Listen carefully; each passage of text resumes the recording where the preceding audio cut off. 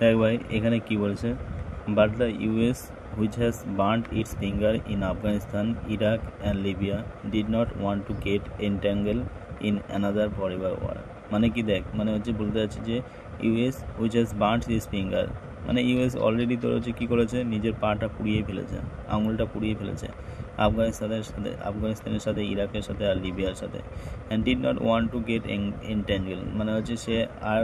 Want মানে did not want মানে চায় না টু গেট এন্ট্যাঙ্গেল, মানে আর জড়াতে চায় না ইন অ্যানাদার ফরএভার ওয়ার, মানে অন্য আর যুদ্ধে আর জড়াতে চায় না। মানে যা জড়িয়েছে ইউএস তোর হচ্ছে এদিকে ইসরায়েলের হয়ে তোমার যে ইরানের প্রতি যে যুদ্ধ করেছে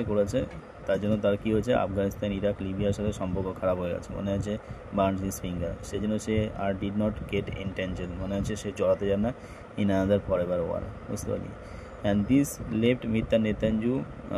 with no other option but to accept ceasefire। মানে এর ফলে মিস্টার নেতানজু মানে তোর হচ্ছে কে, তোর হচ্ছে ইসরায়েলের যে প্রেসিডেন্ট, ঠিক আছে, রাষ্ট্রপতি, সে কী করেছে, নো আদার অপশন, তার হাতে আর কোনো অপশন নেই, যেহেতু এখন আমেরিকা এরপরে আর সাপোর্ট করবে না, কারণ অলরেডি ওরা আফগানিস্তান ইরাক লিবিয়ার সাথে সম্পর্ক খারাপ হয়েছে, কিসের জন্য, টু অ্যাকসেপ্ট সিজফায়ার, সেই জন্য তাকে অ্যাকসেপ্ট করতে হচ্ছে মিস্টার নেতানয়াহুকে যে যুদ্ধ থামানোর জন্য। সিজফায়ার মানে হচ্ছে বন্ধ করা, যুদ্ধবিরতি, with রিজাইম and he wanted to overthrow, মানে তাকে ওভারথ্রো করতে হচ্ছে, মানে বাদ করতে হচ্ছে, যুদ্ধ থেকে দূরে থাকতে হবে। And US intelligence agency assess that বলেছে যে the Iranian nuclear programme has been set back only a few month, মানে ইউএস ইন্টেলিজেন্স জানিয়েছে যে ইরানিয়ান যে নিউক্লিয়ার প্রোগ্রাম কিছুদিনের জন্য বন্ধ ছিল, setback by only a few month, ঠিক আছে, সেটব্যাক মানে হচ্ছে রুকে ছিল, প্রিভেন্ট ছিল। In effect the war fail, মানে যাই হোক ওরা যে যুদ্ধ করেছে এর ফলে কী হয়েছে, ওয়ার ফেইল মানে ব্যর্থ হয়েছে, এই যুদ্ধটা ব্যর্থ হয়েছে, war fail to deliver this objective, মানে আমেরিকার যে অবজেক্টিভ ছিল সেটা ডেলিভার করা। And has brought the situation full circle, এবং সিচুয়েশনটাকে আরও খারাপ হয়ে গেছে। And the urgent need for diplomatic solution, একটা ডিপ্লোম্যাটিক সলিউশনে আসতে হবে। And for diplomacy to succeed, ডিপ্লোমেসিতে সাকসিড হওয়ার জন্য ইউএসকে must engage in serious talk, কথা বলতে হবে, ক্রেডিবল প্রমিস দিতে হবে, তো হচ্ছে of economic benefits for Iran যাতে ইকোনমিক বেনিফিট হয়, এই return for accepted the long term and variable limits on nuclear programme, ঠিক আছে। And second Washington must in Israel, এবং ওয়াশিংটনকে মানে ইউএসকে তোর হচ্ছে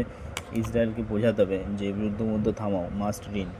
মানে আটকাতে হবে। And as long as is closest alley, যতক্ষণ না তোর হচ্ছে ক্লোজেস্ট অ্যালি মানে হচ্ছে